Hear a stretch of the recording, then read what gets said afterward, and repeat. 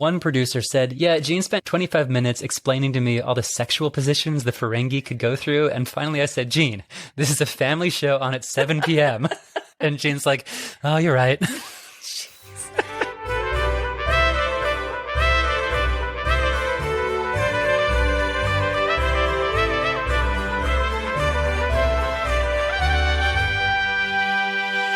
Hi everyone, I'm Lily Rosson. And I'm Cole Paulson. And welcome to Deep Space Wine, a podcast that attempts to recap and decode every episode of Deep Space Nine, the forgotten stepchild of the Star Trek universe. Each episode will share a bottle of wine, wind down, and then wind ourselves up again with our strong opinions about DS9. Because in our social experience, there is nothing people love more than when someone talks at length about Star Trek or wine.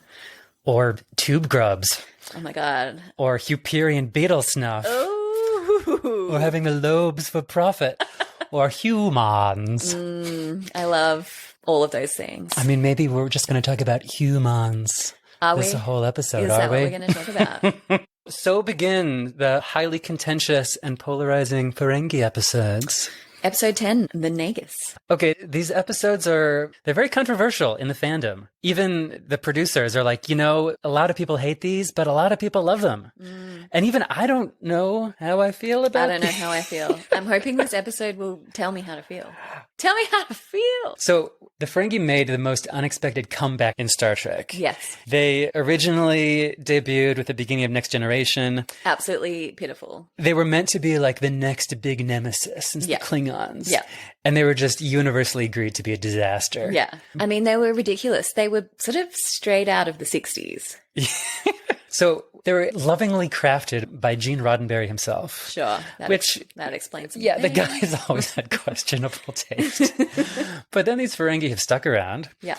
To the point where they get their own Ferengi episodes where it's just a huge Ferengi party at least once a season on DS9. At least. And I think we've learned that season 1 gives a lot of airtime to Quark. Oh my gosh, right? I feel like he gets more airtime than Sisko. Sure. Yeah, Armin Shimmerman, of course, the actor who plays Quark, takes his role as the sort of face of Ferengis very seriously. He says, hey, whatever success we had on this episode of the NAGUS convinced the producers that we can have purely comic episodes and the audience wouldn't abandon us. There are probably many people who grimace when they see there's going to be a Ferengi episode, but I think there are even more who are looking forward to the comic episodes. I don't mind the Ferengi episodes. I'd much rather a Ferengi episode than a Bajoran episode, that's for sure. That's a valid point. I love me some Ferengis. I love Nog and Rom and Grand Negus Zek. But when I see ones coming up, the question is, am I nervous because it's too much of a good thing? Or is it actually that the thing is terrible? Maybe little column A, little column B. Yeah. So Shimmerman, he sees the Ferengi as downright Shakespearean. He says, Shakespeare has taught us that whenever there's a drama or a history like Henry V, there needs to be a comic character like Falstaff to lighten things up. Sure. Right? But he also sees the Ferengi as so much more than farce. I think he's right. Totally. I think there are depths. I mean, there's clear satire, there's clear social commentary happening, which is why I do think we need to ask the critical question before we really get into this episode. Who or what is the target of all this satire? Let's get to the anti-Semitism of it all, shall we? I don't think that's controversial to say. Oof. All right. So I thought I might just walk us through some of the different interpretations on who these Ferengi might just be. They are famously said to represent 20th century humans, right? They're just us. Robert Hewitt Wolf, who's a writer on DS9, says, that's the gag. The Ferengis are humans. And they're more human than the Starfleet officers because they're so screwed up and they're so dysfunctional. Greed, avarice. That's all the us, things girl. we love. You and me. Yeah. Ira Stephen Bear, he wrote this episode and he sort of unwittingly became the man behind the Ferengi because he ended up writing all the episodes after this. Yeah. I don't think I realized that this episode introduced all the lore about Ferengi. Exactly. You sort of think that the rules of acquisition existed before this episode, but this is when they introduced. It's all here. This is the grand debut of Ferengi culture writ large. Yeah, so Bear loves to call Ferengi 20th century humans, and he's quite an apologist for Ferengi. He says, they have the energy of 20th century humans, they have the drive, they have the greed, they have the sense of self that we do. And like us, they're constantly rising above their limitations. And what more can you ask from anyone? Are they constantly rising above their limitations? Yeah, Shimmerman sees them as also He says, well, by pointing out modern day humanity's shortcomings, its nastier sides and greedier sides, it helps us learn to see that ugliness and perhaps learn how to eschew it in our lives. Okay, so don't do what I do. Is that what he's saying? I mean, sure, we're all stuck in this late-stage capitalism. I mean, the Ferengi are late-stage capitalists, aren't they? Yeah, I think I found somewhere that called it late-stage capitalism. Yeah, I actually love that. Oh. And that's how I've kind of been thinking about this episode. But, I mean, it's undeniable, the connotations of anti-Semitic representation. Yeah, so well, you can protest as much as you want, but... Let me keep walking you along on who the Ferengi might be before we leap all right. Before we leap to me, baby. Yes. Let's not leap to any conclusions. All right. I mean, are they really about American capitalism? Star Trek often has an issue of conflating humanity with America. Sure. We've discussed that on the show before. Sure. Yeah. And I think in the past decade, Americans have become their own self-parody by electing a business magnate to president. Yeah. I think there's some interesting comparisons between Grand Nick Zek and Donald Trump. Sure, yeah. Or you could look at the naming patterns of the Ferengi and maybe see some South Asian influence. Okay. Did you know that Ferengi comes from the Persian and Hindi word for foreigner? I didn't. So actually, whenever I'm in India and someone calls me a foreigner and calls me a Farang, I have to not nerd out. I'm like, oh my God, do you like Star Trek? So amazing. Yeah. And Nog and Ram, I'm pretty sure their names derive from Sanskrit. Do you happen to know what Naga means? Cole, look at me. I do not. Let me give you some clues. Nagini from Harry Potter. Snake? Yes. Great. Also, Rikki Tikki Tavi has two snakes named Nog and Nagini. Oh. So Nog means snake, and Ram, or Rama, is a major Hindu deity. He's the center of this famous epic, the Ramayana, that's one of the most revered texts in Sanskrit. Okay. And minor segue, but very quickly, this is fun. The broad strokes of the Ramayana see Ram exiled for years, marrying his wife Sita, and then making a triumphant return and being crowned king of his homeland. Wow. Spoilers. Total segue. Spoilers. I do get a bit of a kick out of what the next Ferengi name will be. Because whatever one syllable name their name is more hilarious than the last. NAGUS, incidentally, is an Ethiopian term for leader or king. Oh, wow. But okay. Go DS9. Lily, we're getting closer to the real question here. Let's rewind. You did warn me this episode would be top heavy. I warned you. I'm getting there. Okay. I did some research about when Gene Roddenberry created the Ferengi. Sure. He wanted a new nemesis that was still timely in the context of the show. So the 60s had this Cold War influence, and so the Klingons and the Romulans were sort of USSR. Sure. And apparently, in the 80s, there was this idea that America's financial sector was full of greedy barbarians, and they wanted to turn that into an alien enemy. And Rob Bowman, who was a director of TNG Season 1, says, yeah, the Ferengi sprung from the stereotype of agents and lawyers being cutthroat, greedy, and wanting only money. Sure. Everyone hates lawyers. I mean, how many agents in Hollywood are Jewish? Yeah, I mean, this is the thing. You can protest all you want, but you're still describing Jewish stereotypes. Yeah. So Roddenberry's description of the race, he says, they are connivers and manipulators. They have prodigious sexual appetites. That is true. They consider themselves too civilized to employ brute force, except when they can label it cleverness. Sure. The original casting call for these Ferengi were short character actors. Oh, dear Lord. Nearly all the Ferengi... Call it what it is, folks. Nearly all the Ferengi actors, including Quark, who played the very first Ferengi, and Ram, who also played a Next Generation Ferengi, and Wallace Shawn, who plays Zek, are all Jewish actors. Yep. So it's looking more and more difficult to spin this thing out. It's not looking good. And, you know, I like to shock you. I did some reading on this episode. Tell me. And you just can't actually find anything by the writers or producers acknowledging this. Isn't that nuts? It's crazy. Just acknowledge it. I think there's always that discussion of intentionality. The goblins in Harry Potter, is J.K. Rowling anti-Semitic, or is she borrowing from centuries of this idea of moneylenders being short with hook noses? And that's the most direct antecedent of this stereotype. Yeah. And right. And so how directly are we going to point the finger at any creative forces behind the Ferengi? Or is it just this culture of horrible tropes that have been built up century after century? Is racism okay? No, I see what you're saying. I just think it's pretty on the nose. On the lobe, if you will. Can I say that? So I did read something about how the Ferengi design, yes, the character design, greatly resembles anti-Semitic Nazi propaganda. What? Yeah, so like the crazy Ferengi teeth, this was something that really featured in Nazi propaganda. Yeah. Yeah, the short stature and then the prominent facial features. So in this case, it's the ears, but obviously propaganda, it was the depiction of the large hooked nose, but also sort of the large features as well. Play something into it. The early designs of the Ferengi had big pointy ears and a huge chin. Oh, God. Right? It's just... The more you tell me, I don't know. Yeah, no, the more I dug, I was like, oh, no, it's there. Yeah. Is there something in the ugly anti-Semitic trope about sexual libidos? Yeah, so I think this was also part of Nazi propaganda, but I'm sure historically it goes back hundreds and hundreds of years of the Jewish men trying to, abuse the Gentile women. Okay. Yeah, as sort of a threat.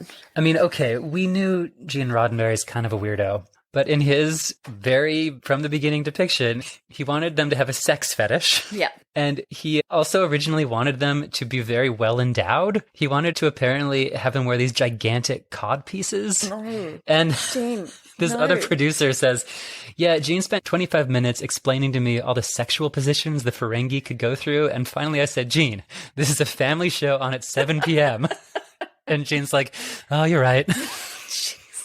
Had dementia set in? I don't know what happened to him, but I'm assuming some kind of cognitive decline by the 80s. So I was trying to track down if any behind-the-scenes people have acknowledged this. I found one quote from Armin Shimmerman.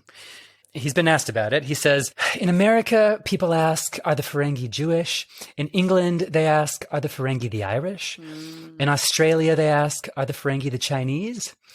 The Ferengi, to me, represent the outcast. It's the person who lives among us that we don't fully understand. Let me think about this. Let me respond to that, Rubbly. I think I can see that in the depiction of the story between Jake and Nog, and obviously that's why the B story is quite important in this episode. But that's the tension there. That, I don't know if that can totally excuse the fact that the Ferengi are given a whole bunch of negative tropes. Really negative tropes. I mean... And not original. No.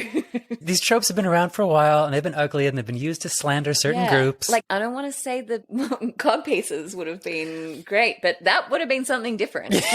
Would have been different. I totally agree with you. I think for this episode, it's interesting, which is why I am finally ready to transition to discussing this episode, the NAGUS. Okay, but are you ready to drink some wine? Oh, let's do it. Oh, just quickly, I was coming up with names for this episode because I like to do that. That's great. I like to do. I just wrote anti-Semitism. Feel free to use these. Colon the episode. All right, under consideration. And then I also was thinking about the B story, and I was like, should it be Jakio and Nogulette or Nogio and Jakiet? Yes! I so clocked that too. I mean, I didn't get to that level in my notes, but I've definitely got some Romeo and Juliet going on. I think there was something else you wanted to talk about as well before I launch into my wine. Yes. Well, indeed, whatever the Ferengi represent over the whole series and in the Star Trek universe, they very intentionally are meant to be something specific in this episode. And that is the mafia and Italians and Italian Americans. It's because this episode is a very deliberate homage to The Godfather. Yeah, it is. Right? And the idea to make this a Godfather thing came all the way from the top. Rick Berman suggested it. And apparently everyone behind the scenes just went nuts for it. There's a lot of Godfather superfans who just took this idea and ran with it this episode. People love The Godfather. Right? Do you love The Godfather? I've seen it once. I don't think mob movies are necessarily my cup of tea, full disclosure. You? me think about how I answer this before you all come at me. Yeah, I know, right? It's dangerous. I think I can appreciate it as a piece of art. I think, you can say Francis Ford Coppola knows his shit, knows what he's doing.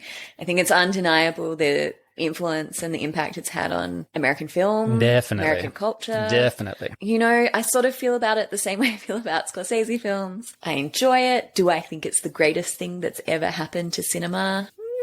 I mean, that would be the Muppets Christmas Carol. It would. Yeah, no, I felt a little daunted as someone who's not a Godfather superfan, trying to draw links. I mean, I looked at the plot and I saw that this episode follows a lot of similar beats. Someone inherits the reins of a powerful crime syndicate, and that triggers assassination attempts and feigned deaths and threats and dubious loyalties. There's a scene that is very lovingly recreated, almost shot for shot later on. But I did want to try to go below the surface. And so I called up my good friend Joe Larkin, professor of biology and physics, Star Trek appreciator, and massive Godfather aficionado. Who else would you call? I mean, he was my lifeline for this. And he talked about how a huge theme of The Godfather is the immigrant experience.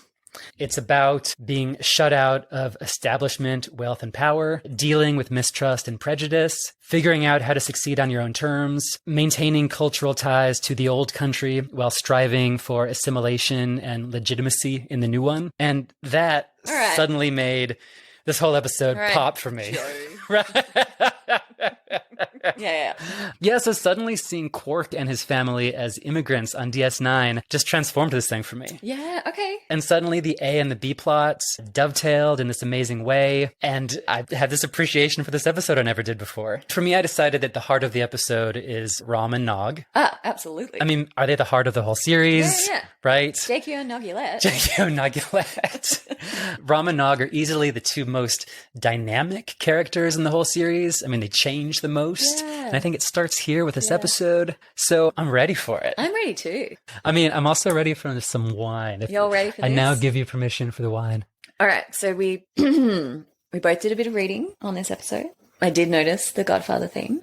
And then I decided to see what the internet thinks about wine in The Godfather. And I went down that track. Excellent. So if you know The Godfather, whiskey is for business. Oh. Red wine is for family. And white wine is for parties. And throughout the films, this gets established and confirmed. I mean, I'm already fascinated that there's a distinction between business and family. Yeah. So business is for men. Men drink whiskey. They drink brown spirit. Sure. But yeah, I think in the sort of in the wedding scenes and yeah, scenes with family, they're sort of drinking big flagons of red wine and things like that. So Lily, what are we? Well, since we're family, Man, that was close. We're on the red.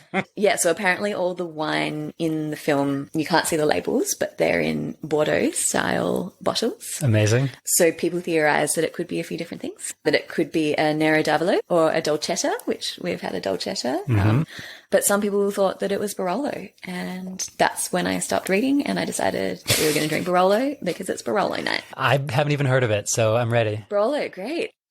So Barolo is considered one of Italy's greatest wines. Great. This is quite it's consensus. There's not that much consensus in the wine world. Yeah. So this is something people like. It's from Piedmont, which is in northern Italy, so it's a cooler climate. And Barolo is always 100% Nebbiolo grape. Yep. I have heard of that grape. It's the type of grape. Yeah, you've probably had a Nebbiolo before. If you're interested to do some research, I recommend looking up the Barolo Wars. So this was in the 1970s and 80s, and it was between traditionalists and modernists about how to do Barolo. And this is a theme in the wine world. Deaths? No, I mean, I think there's just... people are always going to be arguing about the most traditional way to do something, even though, like anything, things change and move and climate changes. Arguments over tradition. Exactly. Man, sadly, listeners can't see every time tonight. I'm going to do that Italian chef's kiss sign. Imagine us always doing it. Yeah, exactly. If last week was clawing pigs. This one is... what do you even call it? It's a space, a meatball. Is it meta that we're being offensive to Italians as we discuss immigrant prejudice? Great. So yes, Barolo, it's a deeply concentrated full-bodied wine with pronounced tannins and acidity, and it's known for its rose and tar notes. Tar. Tar and rose. As in to seal cracks in pavement. Yeah. I've always wanted to gulp it down on a summer's eve. Sure, you're only human. So, yeah, Barolo, it has to be aged for 3 years before release, and it's a wine that ages really well. So we will be drinking this much sooner than is recommended. I think I looked it up. They recommend drinking this in 2026 or something. Oh. But let's not do that. I can't wait that long, please. Actually, I already opened it because I wanted it to breathe. So Great. What the heck? I mean, ain't nobody got time. We don't even know if we're going to be around in 2026. Exactly. YOLO. YOLO indeed. YOLO Barolo. Yes. It's right there. It's this synergy. It's happening. It's happening right now. So this is Paolo Scavino 2018 Barolo. I actually have had this before. So you know you love that tar. Bring it on. Love it. So the producers are fourth generation winemakers, Enrico Scavino and his 2 daughters, and they're very well respected in the wine community and in the Barolo community.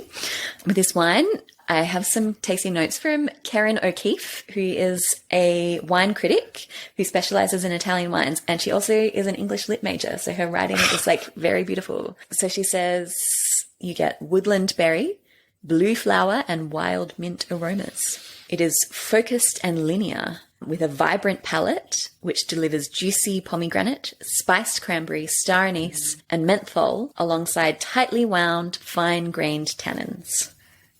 May we be focused and linear as our wine this evening. Yeah, I thought you might ask what a linear wine is. I'm getting so predictable. Are you Yeah, please. Hang on, let me pour some wine. We can discuss this over some Barolo. Yeah, I've got the red wine glasses out, so we're sort of like drinking a bowl of red wine. I'm not We're doing opposed. something right. I'm not opposed. Hot tar. Salute. Oh, those 2 red wine glasses are like the bells of St. Peter's. Ooh. Linear wine, focused and linear. Yes, that was a good example of us staying focused and linear in our conversation. So I think it can be both a positive and a pejorative descriptor for wine. If something is boring, it could be called linear. But when it's used for positive affect, it's that the wine is doing what it's supposed to. Sure. It's on a mission and it delivers. Exactly. Okay. Yeah. Yep. And that, I think wines can be non-linear, so you can get something interesting in the middle and then it dives off into something else. And I think we've definitely had wines like that where where the gulp sort of takes you on a journey. Is crazy, and then you get something at the front and something totally different at the back. Whereas this, you get it all in one. This is consistent. At once, it's consistent. Yeah. Yep. Focused, linear. Focused and linear. Yeah. I was ready to mock that term. Yeah, but I think it's kind of beautiful. And it is. You know, when an English lit major tells you something. What do you do with the BA in English? You become an expert in Italian wine varietals. Yeah. Or... Do you have a... I do. Well, obviously you become a chef and then have a podcast about finally you find your true calling, which is intertextual analyses of Deep Space Nine episodes. Are we ready for it? I'm ready. All right, the NAGUS. The airlock opens to a sinister Ferengi, and he's beckoning to a lurch-type creature and a mysterious cloaked figure. The Star Wars Emperor. Yes, exactly. But he has a really extra gold Ferengi-faced walking stick thing, so we're in prop watch right off the bat. Right. It's great. And then we cut straight to our B story. I just noticed, sorry, the props in here. Excuse me. I just noticed something I hadn't seen before. Great. So we cut straight to our B story, which is Jake Sisko, and he has his baseball glove on his bed and also some Game Boy games. That was my squawk. The very first thing you see is Jake in his baseball mitt. Yeah. I love that. They set it up straight away. Also, his hands are full of pads or tablets. Yeah, Game Boy games. It's my personal favorite thing about Star Trek's vision of the future. They knew that books would be on tablets, but they thought that you'd still need a different tablet. Because you always see people like dealing with stacks of pads. Yeah. So Jake is in a hurry for something, but he's forgotten to put on his riding boots.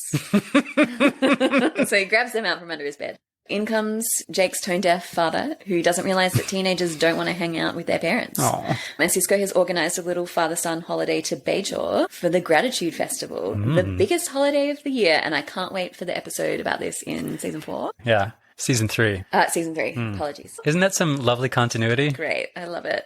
So it's to go for the Gratitude Festival, but also to check out the fire cabins. Woo! Whoa. An even bigger Easter egg. But Jake rejects Cisco, claiming that 3 days is way too long to spend together. And on a side note, the kid downs a lot of orange juice in this episode. And this was the 90s before we knew that orange juice wasn't a health food. Well, there's a lot of breakfast consumption, which I think is the quintessential domestic scene. It is. The kid hurrying to eat the whatever. Hurrying out, stuffing his breakfast, not being grateful. My mom, I love you, Mom. She made me breakfast every morning. It was classic. She was annoyed as heck with me because I had maybe 3 minutes to wolf it down. So, breakfast was like, you sort yourself out. And if you don't, then you're hungry. Breakfast was the only way to lure me out of bed in time to get to school. Yeah, you are not a morning person. Nope. So it turns out Jake doesn't want a holiday with his dad because he and Nog want to check out an Andorian freighter, which is docking at the station. And wow, that is a pretty mean thing to not want to hang out with your dad for. But anyway, Cisco explicitly asks him, do you prefer me or Nog? Setting himself up for rejection. Oh man, it hit me when he says, well, you want to hang out with Nog? And Jake just says, Nog's my friend. Yeah, as an explanation. Instantly, you've got this familial obligation question. Yeah. Family bonds versus where your heart might be pulling you. But I mean, it is a very natural part of development to start to pull away from your family and create your own connections with friends as a young adult. Individuation is what our psych friends call it. Heartbreaking. But normal. Yes. Then we're at Quark's, and a beautiful Bajoran lady in purple is being condescended to by Quark, and it turns out Rom had found her purse and returned it to her. Setting up some things about Rom's character for later on in the series. Number one, he is super into Bajoran women. And number two, he doesn't seem to have the immediate same Ferengi tendencies as Quark. Or does he?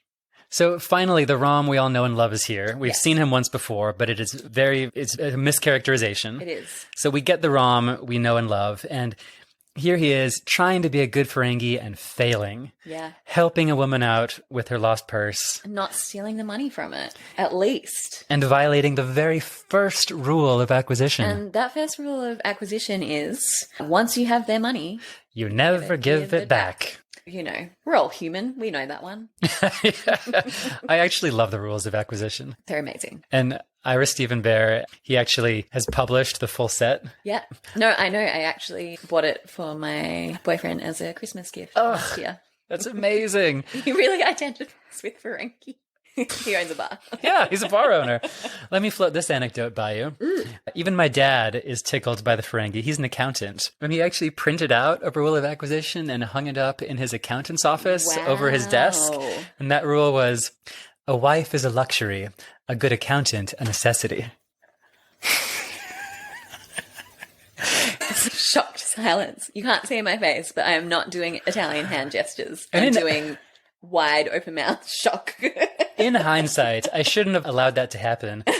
My mom and I laugh because my dad does worship her like the queen of the house. Sure. And it's absurd for him to say that. But how about his clients coming in? They don't know that. Well, he's playing into the stereotype about accountants. Yeah. So. But again, if you're going to be a self-parody, you have to tell people that. No, confirmation bias. It's fine. So yeah, the rules of acquisition. This is our introduction, and it's pretty good. Yeah, and Quark treating his brother like crap. Yes. Saying that if he catches Rom doing something like that again, he'll throw him out the airlock. Which is some foreshadowing. And he also tasks Rom with polishing all the rails in the bar, which is a job I believe I had previously flagged as terrible. Confirmation, it is terrible. It's good continuity. Thank you. And then Nog is also in the bar and he's working on a cute science experiment. And Rom passes on the abuse to his son. And isn't straight that... away. So Rom's not the worst Ferengi. Because that's actually a pretty great capitalist move to pass the buck down to someone beneath you and have them do the work. Sure. I kind of just saw it as punching down, but sure. Yeah, it's delegation. That's capitalism, baby.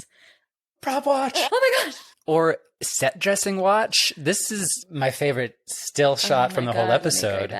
Tell me everything. So we're back out on the promenade, and there is this gigantic alien fish skeleton just hanging in the promenade. And I love it. And what is it?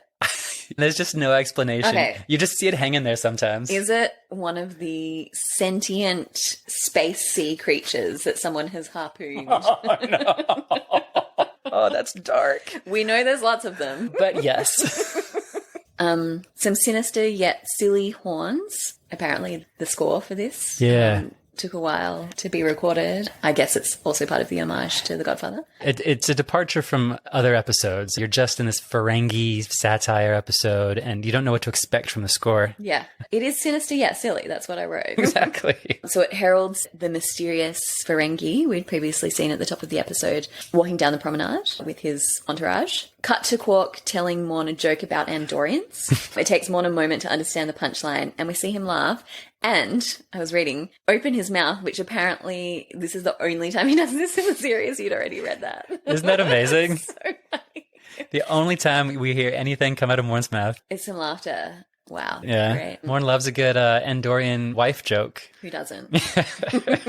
Quark is interrupted by Krax and his father, the Grand Nagus Zek. So these are the characters we've seen walking down the promenade, as well as the Lurch-type character who pulls back the hood to reveal the biggest lobes you've ever seen on a Ferengi. Oh my god, the biggest, hairiest lobes. So much ear tufty hair, such a craggy old face. It's a thing of beauty. The makeup is wild. It is crazy. You gotta love it. I like where they went with it, though. I mean, that is what an ancient Ferengi would look like. Totally. With so much money. Quark kisses the little stick that has the scepter? The scepter, yeah. And asks if the Grand Nagus is here for business or pleasure. What's the difference? Yeah. Is there a difference? I love that line. So good. It's stuff like that that does make me enjoy the Ferengi episodes. Yeah, they're clever. So apparently the Nagus is here to sample the holosuite, which is gross. And Quark offers 5 of his favourite programs. And the Nagus decides to try all 5 and then does the creepiest little cackle you've ever heard. Oh, it's good. Is that all right? It's quite restrained, though. Yeah, you're right. Like, it's not maniacal. No, it's just a giggle. Yeah. It's an old senile man's giggle. Yeah, I mean, I love Wallace Shawn, who plays the Grand Nagus Zek. Thank God for Wallace Shawn. To me, he's Vicini. Absolutely, from The Princess Bride. He can't be anyone else. He is also Rex from Toy Story to me. Yes, okay. But mostly Vicini. I know he's in other things. Yeah.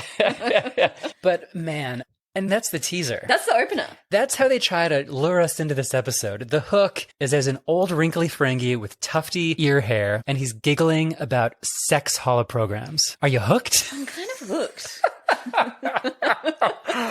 I mean, just going back to how disastrous the Ferengi originally were and how everyone agreed. And they're like, you know what? Let's keep the Ferengi around and have a whole episode that begins with an old Ferengi with an inexhaustible libido in the holosuites. I mean, the ghost of Gene Roddenberry's well-endowed Ferengi lives on. Yeah, this is like a tribute to Gene. This one's for you, Gene. I'm kind of into it. Good. You're not? I think I was not looking forward to recapping this, but I'm doing this podcast where I shine this blinding light on this show I adore, and I keep thinking that I'm going to be very dismayed at what I find, but I end up just falling more in love with the show. Agreed. And look, I'm not here to shine any blinding light on anything. I really like mood lighting, I like ambiance. But yeah, I agree. I was not looking forward to this episode, and so far, it's a hoot. I'm here for it. Yeah. I'm a convert. Yeah. Okay, we're in Keiko's school, and the kids are running amok. But here comes substitute teacher O'Brien, finally back from the party to end all parties. He returns from the sake bombs on Earth. He looks hungover, and he is not happy to be there. Seemingly, Keiko is still with her mum celebrating, but Jake and Nog don't appear to respect the chief. Pretty classic substitute teacher trope. Isn't it hilarious? O'Brien's thing is that he's just always suffering, and here he's even forced to be a substitute teacher. God. Strange choice for a substitute, given we always hear how overworked O'Brien is, but sure. He's the hardest worker, but who else is going to do it? And look, he did push his wife into staying on board, so he has to keep the school alive. He owes her one. Yeah. Then we get a scene out of Billy Madison, an assignment on ethics. Also a grown man pretending to be a high school student, because Aaron Eisenberg, who plays Nog, is 10 years older than Sirach, who plays Jake. Is he Jewish? Okay, so this is where it gets wild. Aaron Eisenberg is not Jewish, but he was raised by an adoptive Jewish family.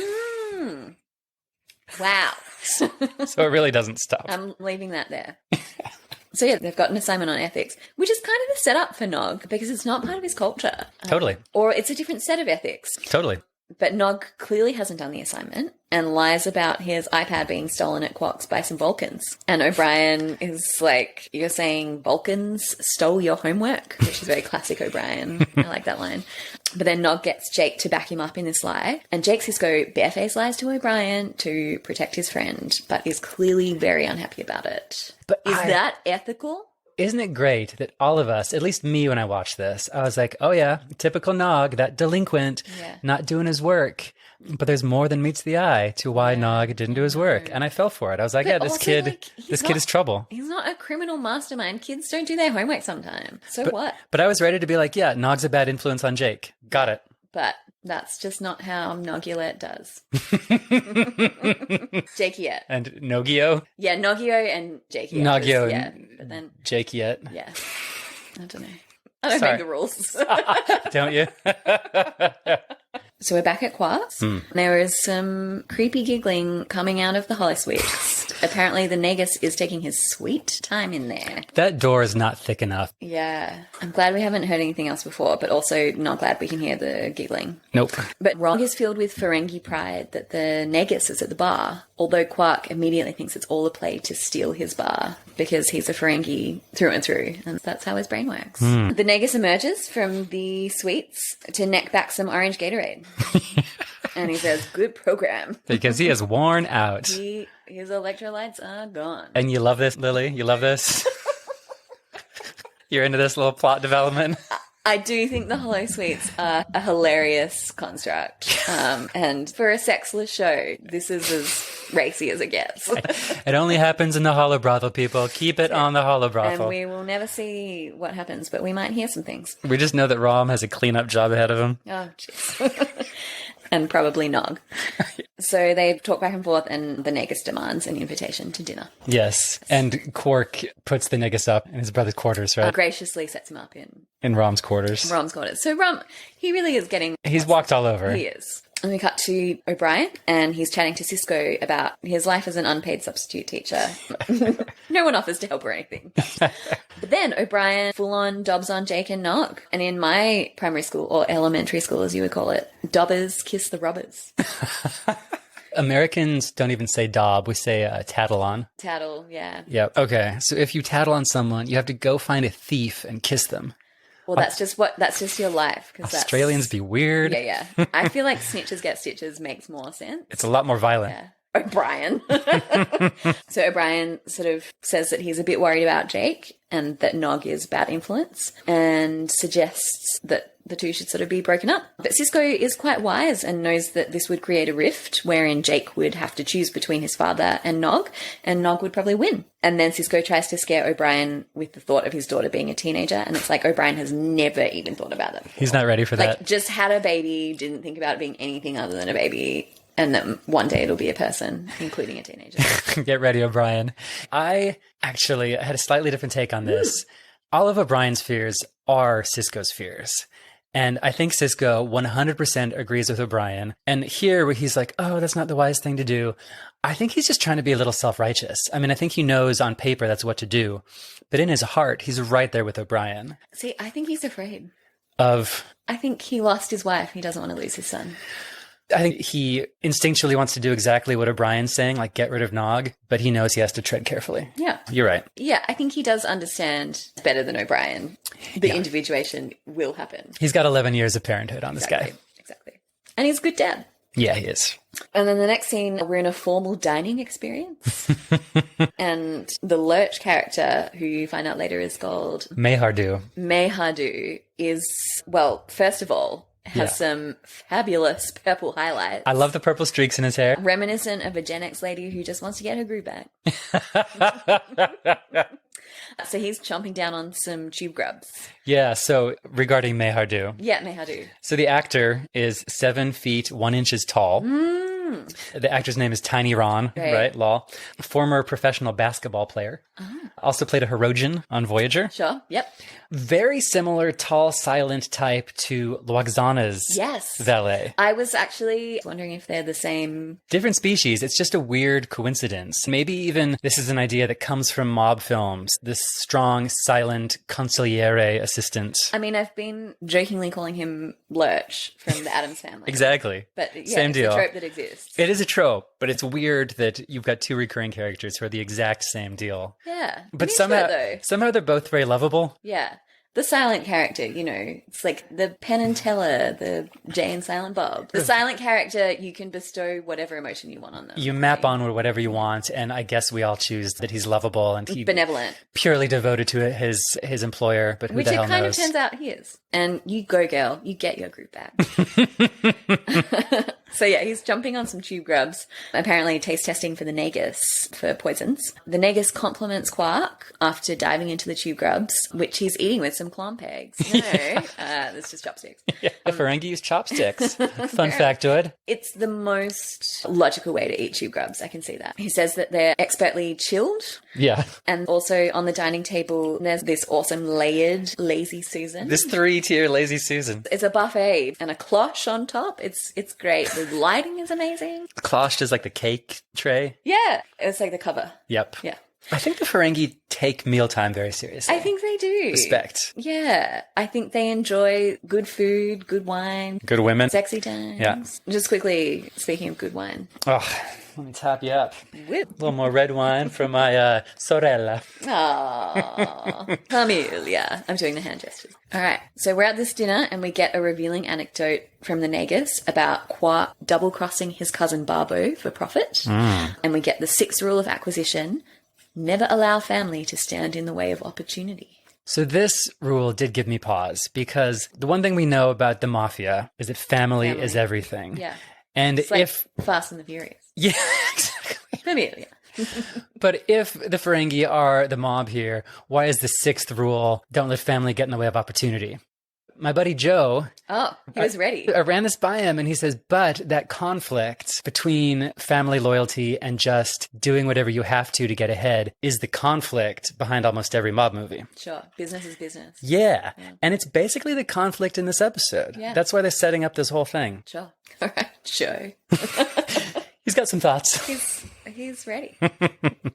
Zek compliments Quark on opening a bar close to the wormhole. And not only does this, but he reprimands his own son for not having the foresight that Quark did. Not that Quark had any foresight, because... he had it already, and he had no idea. I think it points to a bit of early senility on Zek's part to be getting the timeline wrong. It's a bit of foreshadowing, actually. No, but I think he's more just saying you need to have an instinct for when opportunity is going to arise. I don't actually think he thinks that Quark knew. Okay, just trying to guilt his son? Yeah, he's putting down his son. Yep. And he's all, Quark, he had the instinct. He had the ears. The meatball.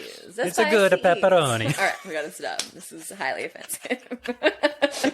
How dare those DS9 writers be so racist? I'm just trying to let the listeners know what's happening behind the scenes. Lots of spicy meatball hand motions. There's actually a word for it. To me, it's like chef's kiss, but what's the Italian word for it? It's something else. There's actually all the different words. Joe, help us. All the different words for all the different hand gestures, and they all mean something. I'm going to text Joe right now, and I bet before this episode is done, he'll respond with the answer. Great. The emoji was ready. I wrote Italian hand gesture, and the emoji popped up. So then the NAGUS yells at Nog to bring a tray of various implements for picking at one's teeth after eating. Boy, come here, boy. Yeah, and Nog has to do it. He's just sort of sitting in the sidelines waiting, ready to get this tray of teeth-picking things. So gross. It's pretty gross.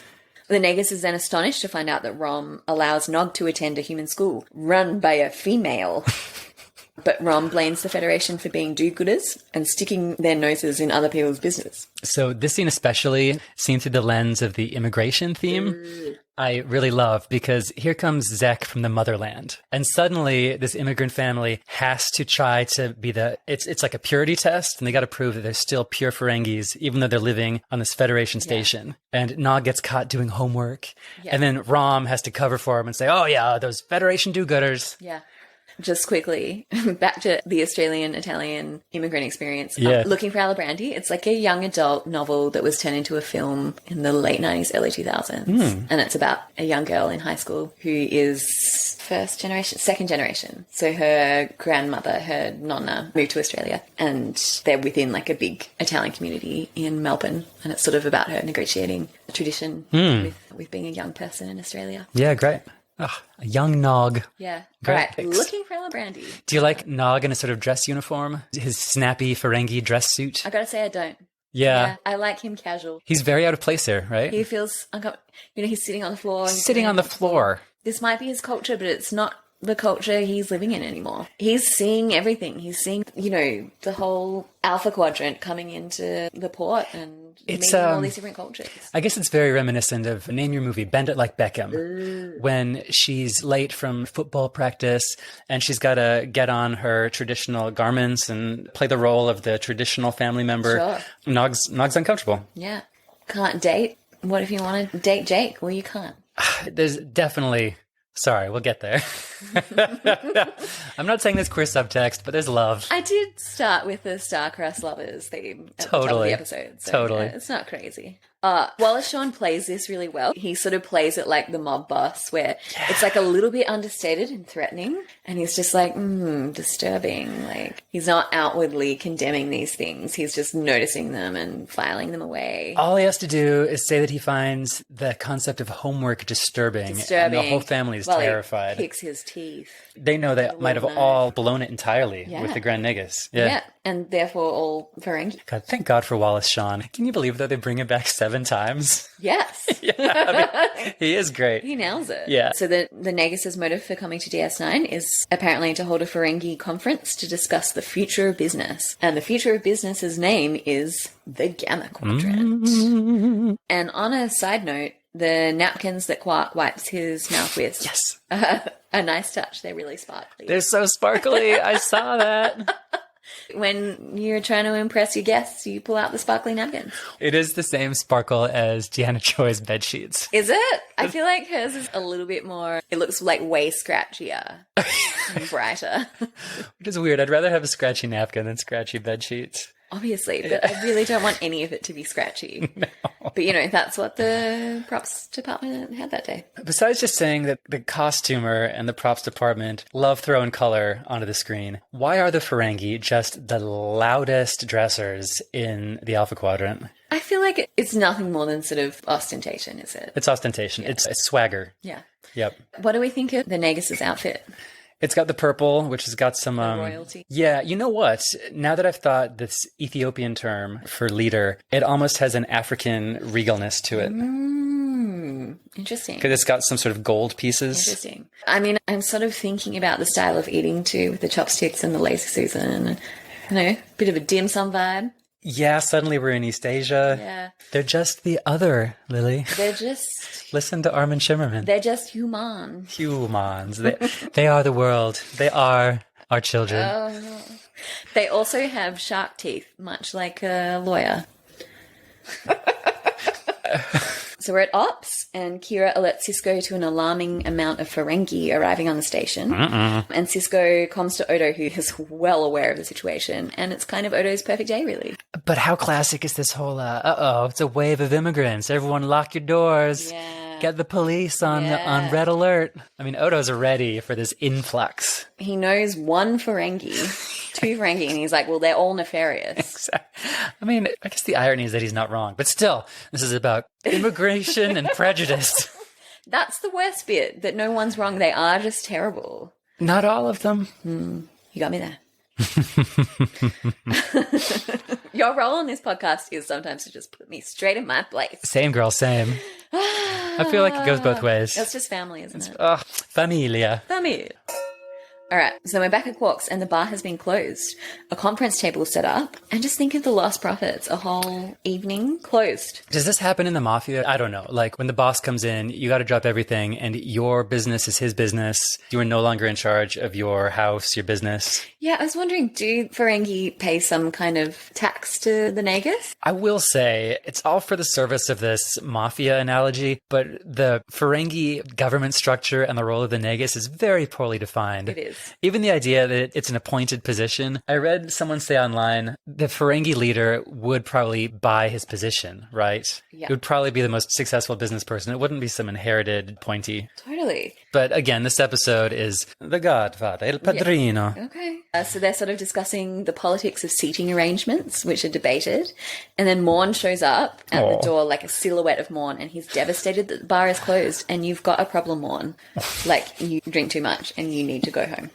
Morn is an alcoholic, but isn't it heartbreaking when Quark has to refuse him? Yeah. He has to physically shove him out and tell him, shoo! He doesn't want to. He enjoys telling long anecdote-style jokes to this guy. It's one of his best friends, but the Godfather's in town, and you've got to deny who you are. Yeah. Some rule of acquisition. Quark tries to belittle Zek's son Krax for living under the rule of his father, and Krax says, "The Negus casts a very long shadow. Careful you don't disappear in it." Discuss. Intrigue. Because I feel like this is a whole essay topic. But it's that mob loyalty stuff that just doesn't interest me in the slightest. It doesn't, but family politics do. Yeah, okay. So this is the son speaking about the father. Yeah, so the son is saying, careful not to get caught in the web of my father's power and expectations. Yeah, and that's the advice he's giving. There's a lot of fathers with expectations for their sons in this episode. Oh, interesting. Right? I was trying to make a link to your dad's quote on the wall. It doesn't reference you. I have also tried following in my own father's footsteps of opening an accounting firm and choosing a wife as a luxury. Did you? How was that? I said I tried and I failed. And we cut to Nog, who is sulking in his and Jake's special little spot, which is above the promenade. We've seen many scenes of this, and we will see many more. So Nog and Jake's favorite spot is up here on the balcony. Yeah.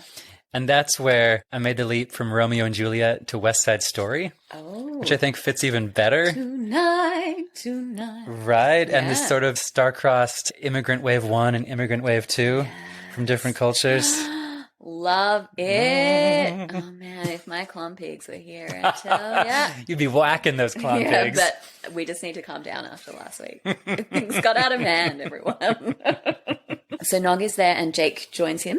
And Nog drops the bomb that he will be dropping out of school. Nog explains that there's no profit in school and thus is a waste of time for Ferengi. And he's clearly upset about this and he's practically yelling at Jake. And Jake wants to know why Nog is angry at him when he's clearly just angry at the situation. Yeah. And he's all, it's because you're a stupid human. Oh. Whoa, that's and not why. look at Nog's outfit. Excellent Gen Z outfit. Holy, just blindingly bright, tangerine. Flared jumpsuit. Flared jumpsuit. Sorry, I had to cut in. Sorry, why am I just stole your job. Please, go for it. Okay, blindingly loud tangerine jumpsuit with a loose mustard sweater. It's loose, but it's sort of slightly tucked and it's got different textures happening. It's sort of got puff sleeves. It's got drapery where you wouldn't expect it, but it's also like an oversized shirt. He looks like Big Bird. No, he looks great. And you can't say that to Gen Z. This is what they're wearing right now. Kids these days. He looks amazing. But also their breakup is devastating. And I'm devastated. You're a stupid human. And what does Jake say? I'm stupid. You're the one who's not even going to school. Ooh. Yeah. It's a pretty good comeback. And but the it hurt. Dobbers kiss the robbers. Dobbers kiss robbers. Yeah. And we're back at the Mafia meeting with the Ferengi. The Nagus flags the fact that profits aren't skyrocketing. And that's because the Ferengi reputation in the Alpha Quadrant is pretty bad. For whatever reason. Who could say why? He claims that it's lies from their enemies. Slander. Prejudice against his people. But you know what? This show is written from the perspective of, you know, Americacentrism. Yeah. Yeah. So It is interesting. What do we do with the fact that there's this theme of sort of prejudice against Ferengis, but the Ferengi were also created to be villains? yes. I guess what we're both saying is that Star Trek creators can be fallible. Yeah. So yes, their reputation is not great in the Alpha Quadrant, but the Gamma Quadrant provides practically a clean slate where no one has heard of the Ferengi. And this is where I'm going to bring in the Merchant of Venice. Oh, I'm ready. Here we go. So I think it's Krax that says, our word can be our bond until we decide to break it. But the idea of the bond is brought up by Shylock, and this is apparently one of the first times it's sort of used in English vocabulary to mean a contract. Sure, a promise. Yeah, and he's always demanding his bond, which is the pound of flesh. But I'll come back to that later. Oh, I can't wait. The Ferengi are all saying, it'll be like the good old days all over again. Is that I feel like that's a Godfather reference. I don't know. I was actually getting Make America Great Again vibes. Oh. Side note, Wallace... Is Zek more attractive than Donald Trump? The answer is... I found this great quote from Wallace Shawn. He admitted that he modeled the Grand Nagus on someone, but he's not going to say who. And I just love the speculation there. This was 1993. I mean, it's definitely not Marlon Brando. It's not The Marlon Godfather. Brando. It could have been Trump. He was a celebrity in 93. Yeah, it could have been. I don't know what other pompous, old, senile business magnates or politicians he might be inspired by, but listeners, I would love your suggestions. Sure. He also said that even though he initially modeled it on someone else, over the years, he came to see the character more and more as himself. And now he says he's quite vain about Zek. And he gets upset if he sees photographs of Zek that he finds unattractive. Not enough ear tufts. More ear tufts. That quote really got me. I love that. Because, like, let's be honest, the actor, he's not, like, an attractive man. He's a character actor. I was doing some reading up on him as well, and he says that he identifies mainly as a writer. Interesting. That's what he started out as. He's a playwright, isn't he? Yeah. Cool. He's an interesting guy. The NAGUS announces that he is stepping down because he's not as greedy as he used to be. Yeah. But he's chosen his successor, and it's Quark. But outrage ensues, and the Ferengi all throw their chairs down on the floor. The Ferengi are furious. They're so mad they're going to lightly throw their chairs down. Quark is stunned, yet thrilled. Yeah. And then he fondles his own earlobes. Yeah, he adapts pretty quickly to this concept. Thanks, Gene Roddenberry, for the weird self-touching that we see. Oh shit, we got an answer. Joe only knows it as the Italian hand gesture. Wow, thanks for nothing, Joe. Really unhelpful, Joe. Wow. I don't know why I need to nag our fans. It feels like you're feeling a little threatened by Joe. I'm very threatened by Joe. You clearly could have had this podcast with him. That's all I'm saying. He wouldn't know how to choose the wine. Well, I'm glad I'm here for something. So we're in the next scene, and Jake is heartbroken. He's been really sad into his oatmeal. He's playing with an unappetizing bowl of the O'Brien special. Yeah. But it's not lumpy. He's just upset. Just feeling sad. Cisco allows Jake to unburden himself about how Jake is worried that Nog doesn't want to be his friend anymore. Wow. Nog isn't in the school anymore. Yeah. And then we get the bomb dropped that Nog can't even read. Yeah. Jake's like, it's horrible. He dropped out of school, but he can't even read. Yeah. And up until this point, we didn't realize that Nog was illiterate. And you know what? The school's been going on for a while. Keiko. And I actually love this plot point, but I don't want to look too hard under the surface because Ferengi can read. Maybe he can't read English. Is it being taught in English? But universal translators have to work on pages too. I mean, if you have an iPad, it's going to translate everything to your language. I mean, the Ferengi need to know contracts. It doesn't make any sense. Okay. Okay, Rom is a terrible father. Yep. And there could be an argument that Ferengi print is so focused on profit motive and numbers that it doesn't translate to what Keiko's teaching. Okay, boom. We did it. We've looked into it. Phew. And there it is. I hated that plot hole in this episode. Yeah, it's We done. fixed it. We sealed it up. No, we fixed it, you're right. Airtight. So Jake and Cisco debate over the importance of sharing the same value systems in a relationship, which is an interesting one. It's real. What do you think? Well, maybe you're giving Cisco more credit as a parent than me. I almost assumed he was a little gleeful in this scene and just hiding his glee because he is worried about Nog's bad influence. That's actually carried over continuity from the previous episode. Jake was staying out late with Nog, so you know Cisco's relieved on some level. But I think he raises a valid point, like he does in the conversation with O'Brien, that, yeah, maybe he's intellectualizing this stuff about why it doesn't work or why things are happening the way they are. But I think you're right. I think he is terrified of losing Jake and fear of the other. And to a bad influence, every parent is afraid of their kid being influenced by the wrong friends. Sure. I think he raises an excellent point that it is hard to be friends with people that are totally different from you and have a completely different worldview. This shit comes up. Like, a close relationship with someone who doesn't share your value system, that's going to come up in the relationship. This was such a huge thing when I was Jake's age, actually. 13, 14. The number of discussions I had with my parents about if my friends had a close enough value system to our own. Sure. And I think it was couched as like, is this going to be a friend you can trust? Is this a good friend for you? But that was all pretense to, we don't want you hanging out with this person. Sure. I mean, I feel like we can give your parents a bit more credit than that. No, and my parents are amazing. I just think it's very difficult for parents, near impossible for parents to separate their own desires for their child from the child's wants and needs. Absolutely. And that's just what Cisco's dealing with. Totally. Cisco cites the different value systems as the reason that humans and Ferengi struggle to form bonds, that they're just too different to get along.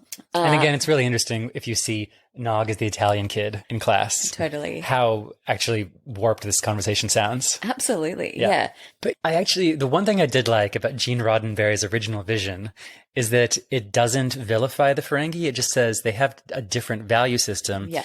They see winning and profit as the be-all and end-all. And ethics is just foreign to them and absurd. And so it's just like Sisko says, it's two competing value systems that don't actually mesh together. Yeah. Which is fair. I mean, cultural relativism. It's really tricky to tease out, and Star Trek tackles it sometimes. I mean, most of the time, the sort of Americacentrism comes through, but other times it does acknowledge other value systems may be just as valid as our own. But I think this is where the episode gets confused. I think this is where we all get a bit confused. That's totally fair. Yeah. And then the scene ends with Sisko trying to lure Jake to a game of baseball. There's that baseball again. But that's rejected. Yep. Because you just don't understand me, Dad, which he kind of doesn't. Oh, being a parent is hard. I hear. Let's not test that theory ever. Let's make a pact to not accidentally make a baby after one of these recordings when we're just on a high. This is my best friend's wedding, but... If you and I are in our late 40s and we're very successful podcasters and we don't have children, let's continue doing exactly that. Let's never have children. So the next scene, Quark struts down the promenade and he's in the Nagus's purple robe and he's got the scepter. He's got that scepter riz and is immediately approached and then threatened by a Ferengi. We're sort of simultaneously offering protection from possible mutiny in the... It's not a power vacuum, but it's a questionable leadership choice in Quark that's being created. And he offers his protection in exchange for the most profitable business opportunities that the Gamma Quadrant can provide. It's this mafia doublespeak that I'm guessing happens all the time in mob movies of, I'll protect you because people are threatening you. And by the way, I'm the person threatening you. Like, scratch my back, I'll scratch yours with a knife, maybe. Or else, yeah. Quark is terrified and immediately runs to Zek for advice. And Zek is debating his vacation prospects about whether to go to Risa or Bolozny 6. And he's also propped up in this lazy boy. Oh, it's great. Yeah. He's like an old man in Florida. He advises Quark that he should surround himself with only loyal men, but also you shouldn't trust people who are too loyal to you. But when in doubt, just act in a ruthless manner. And didn't you want him to also say, and never go in against a Sicilian when death is on the line? Oh, that's good, and I'm just mad I didn't think of that. You and Joe, I've got a real bone to pick with both of you this evening. Have I ever told you that red wine makes me, like, a little bit mad? A little jealous and bitter. But, like, my partner has a joke that it's when I'm most likely to start a fight with someone. And maybe it's the Italian red wine. It's when you and I have gotten most close to making out on red wine. Oh. So I'm not following this thread at all. Stop it. No, you stop it. All right. Trying to start a fight with something. This will they, won't they tension that we're creating. It keeps people tuning in week to week. They won't. All right. But then, suddenly, Zek, the Grand Nagus, dies. Womp womp. It just flops over in his lazy boy. But he sort of doesn't even flop. He just sort of stops talking. And it is rather like his death in The Princess Bride. Oh my gosh, it's just like his death in The Princess Bride. Side note, they're like, yeah, we were so glad to get Wallace Shawn for this episode. And he even does this crazy voice. He doesn't do crazy voices. And I was like... He sounds exactly like Vizzini. His voice is exactly the same. It's his voice. It's I don't know what to tell you, people. Sorry. Yeah. All right. Mayhardu. Mayhardu Checks Zek's pulse and confirms that he is dead. But in a side note, we find out that he owns and is wearing some purple fingerless gloves to match his highlights. That's beautiful. Mayhardu has purple gloves. Fingerless gloves. That's so luxe. Isn't it? That is iconic. He really is that Gen X lady. And she's at the Madonna tribute band. And she's worn her purple fingerless gloves. No. She's got her highlights. That's exactly who he is. Big pearl chain on. He's not wearing that, but I can imagine it. It's a single Gen X woman who does drugs with gay men on weekends. Oh my God, you know this lady, don't you? Yep. Yeah. And it's not me because I'm a millennial. Or am I? So then we're at the Nagus's funeral, Yeah. which is being held at Quark's bar. Of course. When in doubt, the action is in There's Quark's one bar set in this show. and it's the bar. Krax is selling something to a bunch of Ferengi who are haggling over prices. And we find out later in the scene that it's the Ferengi tradition of dismantling the bodies of your family and selling their parts for profits, which is great. It's kind of great, isn't it? I love it. It's great, but As far as the Ferengi go, when you said that there would be intertextual links, I immediately was like, is he going to bring up the medieval tradition of selling parts of the saints? you would sell the body parts of saints? I think that they were religious icons, or they were talismans, and you could go on pilgrimages to go pray at the, I don't know, femur of Saint Joseph or whatever. I mean, it's all there. This is the Temple of Prophet. Yeah. Yep. It's just different value systems, Lily. Neither is better than the other. Yeah. I will be selling your beautiful head of hair when you die, if it's still there. Thanks, babe. So we're still in the bar, and Quark wants Rom to be his bodyguard and says that you're the only person I can trust. You're my brother, you're my friend, you're my loyal whatever. But it turns out Rom wants to take over the bar. That's his great prospect in life, apparently. He's aspirational. He's Sure. an aspirational immigrant. I guess. But Quark does a spit take at this idea and then laughs uproariously for a really long time. I do think it's just a very small moment of Rom trying to ask for a little respect. The tiniest bit of respect. And it's pretty important for the rest of the It plot. is. Yep. Yeah. Odo then loudly begins his investigation into the death of Zek, and Krax claims that his father died of a chronic ear infection. His eardrum burst and then he suddenly died. But unfortunately, there can't be an autopsy because the body is vacuum desiccated and sold as a prize collectible. And I thought they just cut them up, but they sort of, do you know what it is to like vacuum pack something? Yeah. Yeah. So they dehydrate the body, I guess, and then seal it so it's really tight and small. And then I suppose it's easy to cut up the body. And then Odo quips, how touching. Don't you get the impression that Odo's already feeling a little left out? Oh, yeah. This is not about him. And maybe a little sad and scared that he's going to lose his him. bromance, And he's bestie? like, got to get to the bottom of this. Yeah. And keep the status quo because this is my life, my love. Yeah. His little bromance bestie might be moving off to Ferenginar. But will he?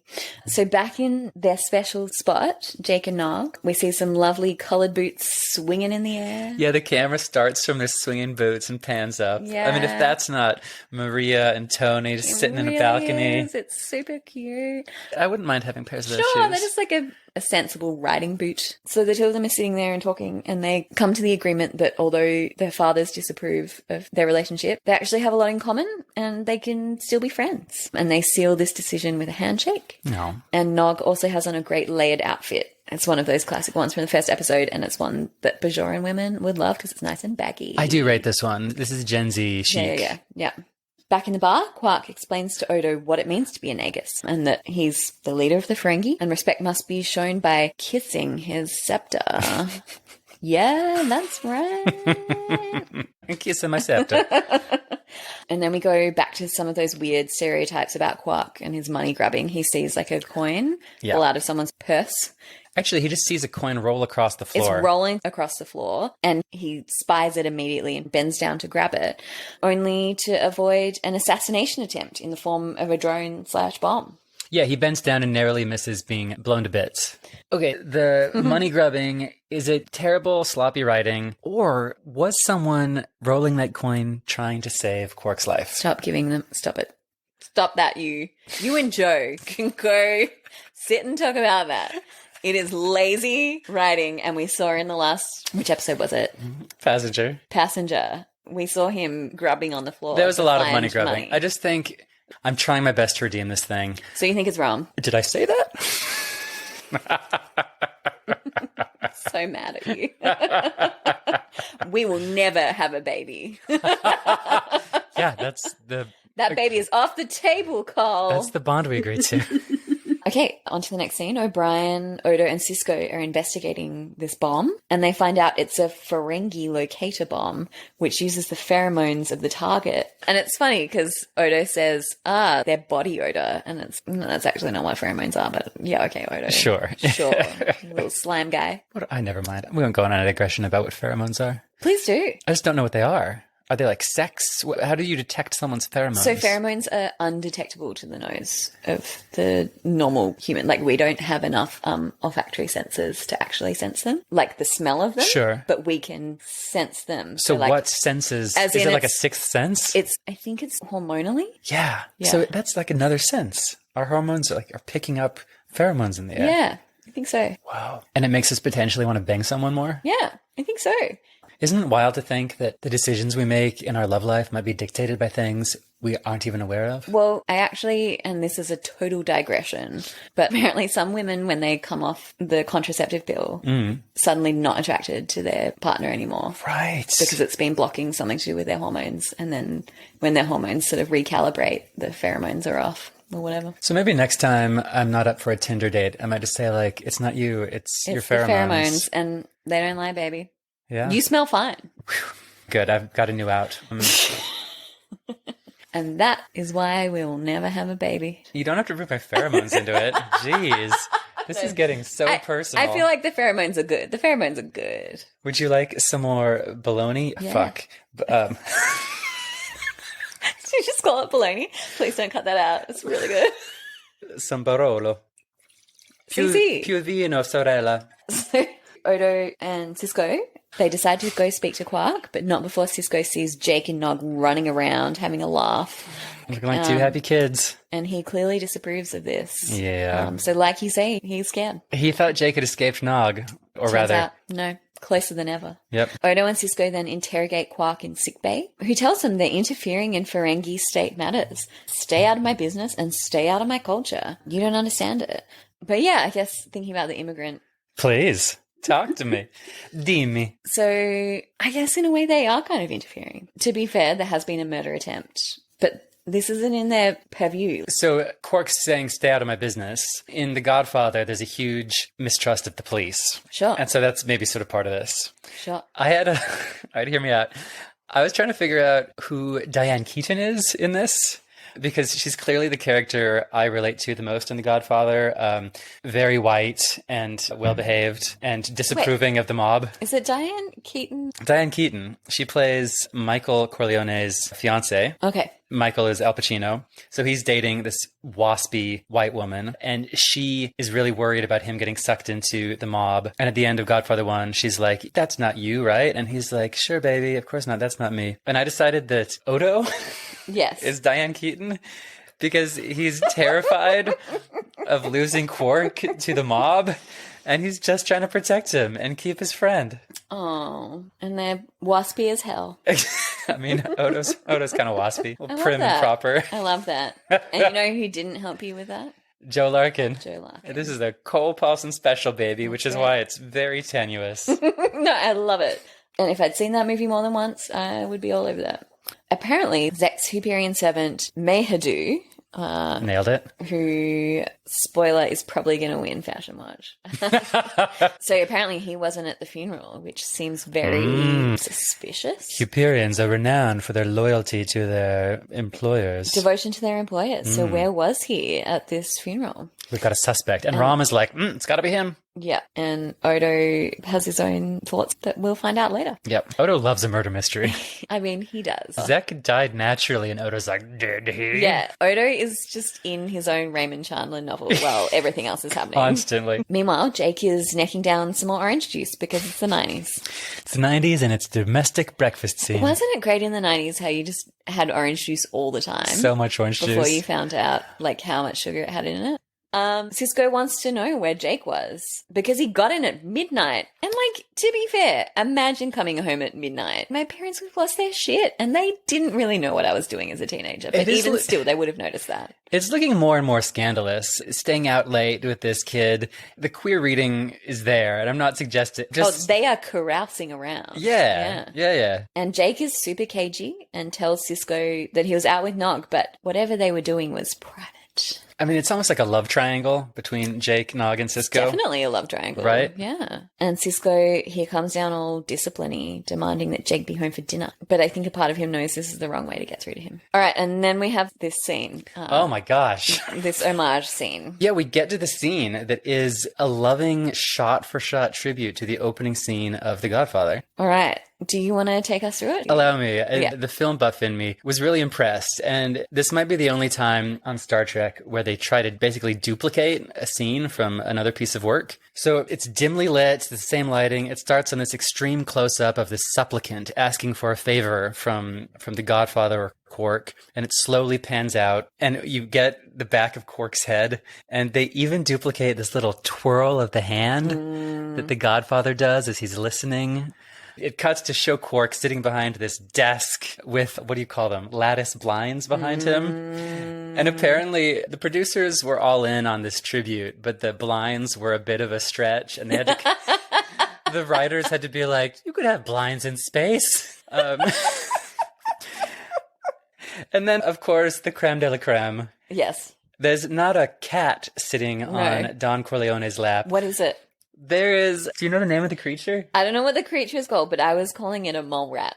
It's this puppet that showed up on a Next Generation episode. It showed up on the episode Newground, and it's this endangered species that Worf and Alexander saw in some oh my gosh, animal conservation lab. And now Quark has one sitting on his lap. And he's stroking it.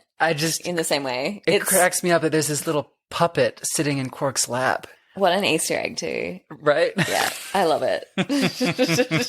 Just well done, team. They really did it. It's everything happening. Oh, there's the whiskey decanter as well. Yep. Because that's for business. And then the dialogue itself is about Quark is hearing this request, and just like the Godfather in the opening scene, he says, "Are you coming to me as a friend, or are you suddenly pretending you're my friend? Yeah. Now you call me Negus after you never showed me love." All right. And now, here I come in with some Shylock.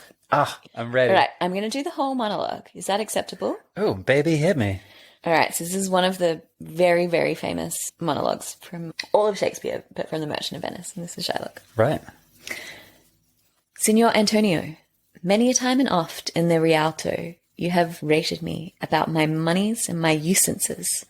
Still have I borne it with a patient shrug, for sufferance is the badge of all our tribe. You call me misbeliever, cutthroat dog, and spit upon my Jewish gabardine, and all for use of that which is mine own. Well then, it now appears you need my help. Go to then, you come to me and you say, Shylock, we would have moneys. You say so, you that did void your rheum upon my beard, and foot me as you spurn a stranger cur over your threshold. Moneys is your suit. What should I say to you? Should I not say, hath a dog money? Is it possible a cur can lend 3,000 ducats? Or shall I bend low, and in a bondman's key, with bated breath and whispering humbleness, say this, fair sir, you spit on me on Wednesday last, you spurned me such a day, another time, you called me dog, and for these courtesies I'll lend you thus moneys? Holy... I do a mean Shylock. Well, that was beautifully performed. Thank you. Also, my mind is blown. Look, I'm going to say that probably The Godfather was influenced by Merchant of Venice. 100%. And suddenly, I'm going back to Armin Shimmerman's quote. Where is it? Suddenly, I'm going back to his quote where he says, "The Ferengi represent the outcast. It's the person who lives among us that we don't fully understand." Yeah. Because don't be mad, but as my friend Joe helped me explain, Sure. Don Corleone has understood what it's like to be disrespected by the establishment of Americans. You know, that Diane Keaton's and their waspy money don't respect him, and he knows what it's like to have to earn your way. And then for people to come to him begging for his help and respect when he hasn't gotten it his whole life. Yeah. It's a one-to-one. Yeah, it is. I mean, let's say Francis Ford Coppola knows his Shakespeare. He probably does. Yeah. It's a great speech, isn't it? It's beautiful. But you can understand, you can't say that Shakespeare is anti-Semitic or racist. Obviously, there are elements to these things and there's context, but he understands people. He understands the human experience. I hear the defense of Shakespeare. What would you say about Gene Roddenberry? I would say Guy thought about Ferengi dicks a lot. He really did. Like, he thought about Ferengi sex positions. No, he did. That's a freaky mother. But I see what you're saying. I think us and Armin Shimmerman are on the same page, perhaps, for the moment. And then this tribute scene ends with the big reveal.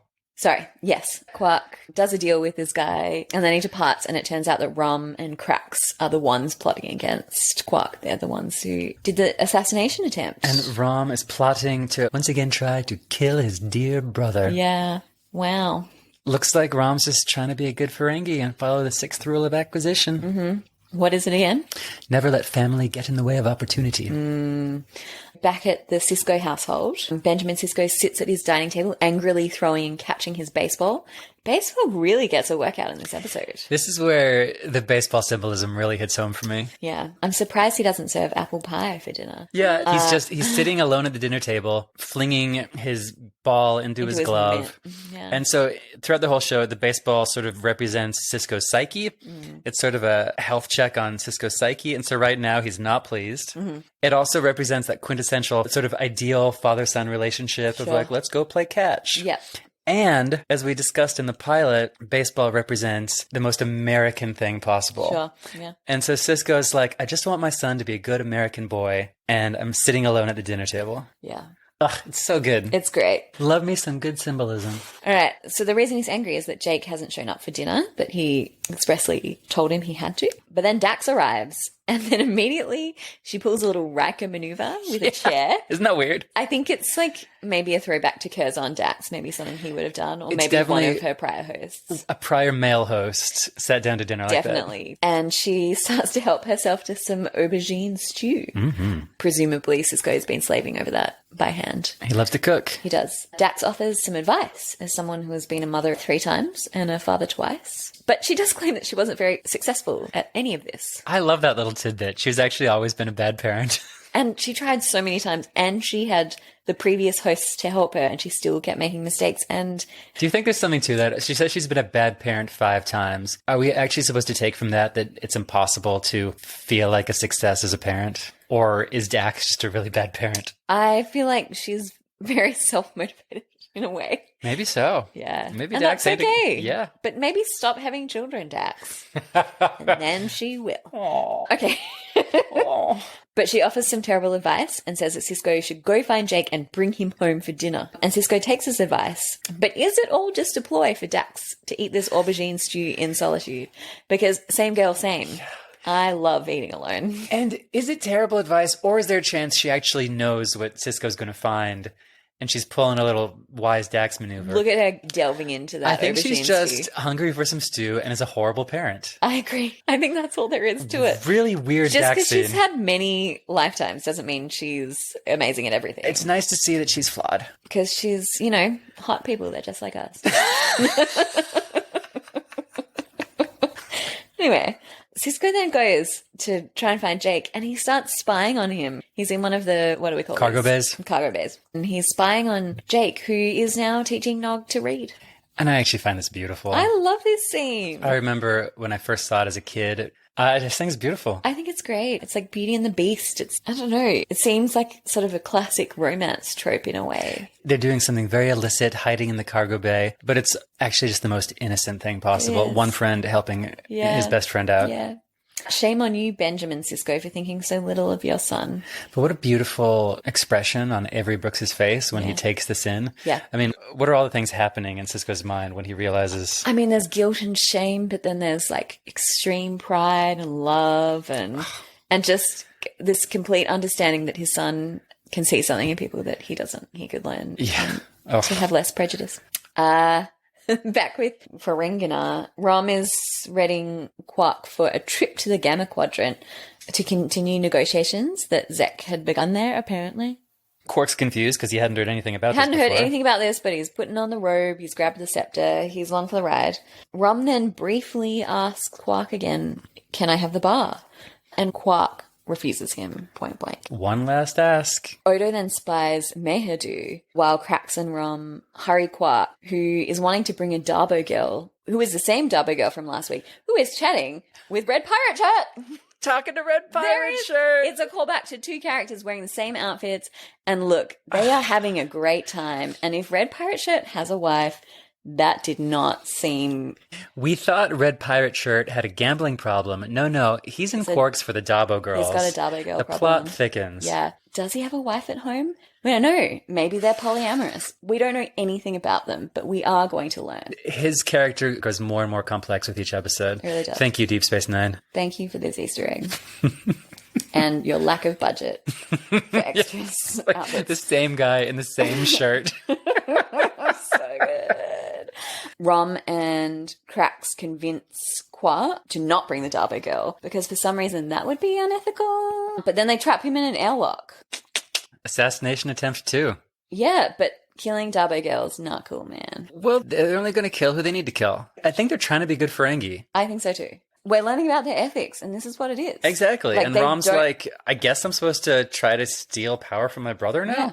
But then Rom taunts Quark as he begs for his life, saying, Roms, nice name for a bard, don't you think? Shoves his nose against the glass of the airlock. It's kind of like a little dog. So then he goes to open the airlock, but he hesitates. Krax says, you do the honors, Rom. Yeah. But there's some serious hesitation. He definitely hesitates. But then they're interrupted by the Grand Nagus Zek, who is actually alive. We thought you died. And it turns out that it's pretty much Odo who rescues Quark, which is very much on theme for them. Coming to the rescue of his bromance, buddy. He really does. So apparently the Nagasek was in a sleeping trance taught to him by, what's his name? Mehadu. And this was all an elaborate test for his son, Krax. Apparently Krax was supposed to quietly accumulate power running Quark's butt. He was supposed to know to do this. He was supposed to just let this all happen, work at Quark's, get the power, and let Quark make all these mistakes in the Gamma Quadrant and sort of let it all sort itself out. And then go and take the power from Quark, which doesn't really make a lot of sense. I still argue that Zek's already going senile. Otherwise, the plot kind of falls apart here. Absolutely. But it is like a weird power play. And then he says about his son, Krax, it's like talking to a Klingon. But really, talking to Zek is like talking to a Klingon, because I have no idea what he's saying. And what makes any sense. It's incidentally my favorite Zek delivery. It's like talking to a Klingon. And he is Vicini. Yeah, exactly. He is exactly himself. Never start a land war in Asia. So yeah, we get a beautiful close-up of the scepters. Is that a Vietnam reference? Definitely. And a Korea reference. Jesus. It's a joke you don't get until you study American history. Oh, dark jokes. So we're back at Quark's. And the Nagus and Quark are having a little chat. Quark returns the special gold scepter. And then Zek jokes about one day coming back and buying the bar, which was Quark's initial fears. And then he finishes the scene with his patented creepy little giggle. Yeah, which, do we hear it again? I don't know. Probably. Well, we'll have 6 more chances to find out. It's great. And then there's a little scene between Quark and Rom where Quark admits that he actually respects Rom for his treachery. And isn't it wild? I mean, Quark actually has more respect for Rom because Rom was trying to be a good Ferengi by killing him. Totally. But Rom's actual values, aka love for his brother, is throwing that coin on the floor to protect him. Yeah, and not hitting that button to push Quark out the airlock. Yeah, hesitation. And so it's this really weird Rom inching towards the Rom that self-actualization. The Rom that we come to know and love. Yep. And a side note, the red pirate shirt is still at the Darbo table in the background. The guy is obsessed with something or someone. And maybe we'll find out what. Can't but wait. Not tonight. And then the final scene is Jake and Nog busy arranging their next reading session. Enjoying some juicy Jumja sticks. And then they're also creeping on some sexy Vulcan lady who definitely didn't steal their iPad, but maybe stole their hearts. And this is multitasking, folks. Who says that men can't do it? Cisco is sort of standing in the corner and interrupts them. Jake goes over to him and Cisco gives Jake a huge hug and a smooch. And he tells Jake that he's a great boy. Yeah. And then he gives his blessing to the friendship with Nog. Now go be with your friend. Yeah. and then he watches them go with a smile. The ending that Romeo and Juliet should have had. Nogio and Jakiet. Nogio and Jakiet. It's that heartbreaking moment when a parent says goodbye to their child for them to go out and find themselves in the world. And do you know what? The more I watch this show, I see Avery Brooks. I see his depiction of this father-son relationship. And I see you. It's beautiful. This scene may be a tad schmaltzy, but it's gorgeous No, at the same time. I think it's nuanced. I don't think he overdoes it. Ugh. So you get these two stories of families where someone is two trying households, both alike in dignity. Yes. You've got Rom and Nog. They're caught between two different expectations for how they should act and how they should think. And they both, in very small ways, move closer to who they want to be. I was not expecting to give this much attention to this episode. Really? And you say that every week. I know, but this show just keeps delivering. It really does. Am I allowed to talk about what my friend Joe had to say again? No. I'm such a Cisco to your Jake and Nog. Joe and I were up late last night talking about the mafia. So to Joe, The Godfather is about the development of American culture and how that was influenced by these immigrants coming in and actually them building the American dream and the American confidence and psyche. And maybe that's even why we had these questions at the beginning of the episode. Are the Ferengi Americans? Are they immigrants? Are they both? Are they the ultimate American dream? And I think on the station here, you've got the beginnings of the beautiful swirlings of the melting pot where the Ferengi and who they are start to be integrated into the lifeblood of the station. Wait, did you just dedicate that to Joe? I am right here. I'm sitting right here. The mother of your non-existent children. Just finish your red wine and we'll talk. I'm done, baby. We better do some fashion watch and sign off fast. Fashion watch, you tell me, because you know what mine is. I've spoiled it already. I mean, it's saying a lot in an episode with literally, I think, over a dozen Ferengi and all their power clashing. But it's a 7-foot-tall bro dressed like everyone's favorite Gen Xer at the clubs. Yeah. The purple streaks that match his fingerless gloves. Leather. Really seal the deal. Woo! You can see why Zek is clinging to him at the end of this episode. Because everyone else is useless and this guy... He is Mayhard doing it. Yeah. Ooh. Prop watch? Prop watch. Obviously the scepter. Yeah? Right? I think there's a lot of strong contenders. There's a gigantic hanging fish on the promenade. Yes. There's some clon pigs being used to shovel down tube grubs. Yes. Don't forget the Lazy Susan. The Lazy Susan. The symbolic power of the baseball mitt and glove. What about shades in space? Yeah, maybe the Venetian blinds in space are actually. But the ultimate winner is the puppet. The puppet, mole rats in space. And we will find out what that is called. Apologies, everyone. Let me look it up real quick. Yes, my favorite prop is the Corvin Gilvo. Corvin Gilvo? Yep. Sounds like a frat boy. Yeah. I just love that the creative powers behind the NAGUS were such Godfather stans. They lovingly recreated an entire scene. It's as dorky as you and I analyzing every scene of our favorite show. God bless them. Everyone. Any final thoughts? This Benolo is just delicioso. It's Mamma Mia. Yeah. Spicy meatballs. The spicy meatballs are delicioso. And we are offensive, no? Mi dispiace italiani. Do you know what I actually do know in Italian? Dimmi. I came up in Italian kitchens, which means that when I was learning to be a chef, everyone that worked in the kitchens were Italian. So I only know swear words, pretty much. Great. Well, all right. Drop a little bomb. I mean, you said some Australian swear words last episode. Good Lord. I had to bleep you out. God is a pig. It's more like God is meat, a piece of meat. Dio carne. Dio carne. That's oof. Makes me uncomfortable. Yeah. Mi dispiace Dio. And then lots of penis stuff. Yeah. Che cazzo? Che cazzo fai? What the dick? Yeah. It was mainly dick talk in my kitchens. Yeah. My favorite is che cavolo. Oh. It means what the cabbage. That's so American of you to not even swear properly. That's like saying gosh darn it. Yeah, well, it's my Italian. It's the Italian I choose to use. All right, so that's good. We've done that. Can't add any of that. We better Che sign cazzo off. fai? Yeah. Ciao, allora. Arrivederci. Arrivederci. No, I'm not going to do that. Bye. Bye.